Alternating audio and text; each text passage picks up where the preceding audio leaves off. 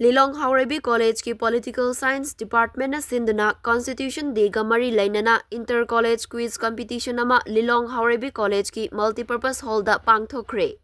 Thauram asida Dr. K. Kunjarani Devi, former Principal amadi Head of Department Political Science, Lilong Haurebi College na Chief Guest, MD Safikur Rehman, Assistant Professor, Department of Political Science, Lilong Haurebi College na Guest of Honor, Professor MD Abdul Satar Saha, Principal, Lilong Haurebi College na President oina saruk yaki.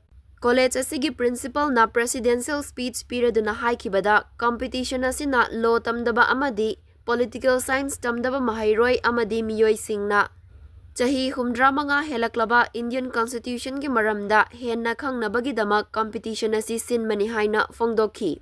Competition asi November ki tang 16 ing 2023 da singadabani adubu laibaki irang na maram oiraga ngasi pangthokpani hainasu fongdokhi.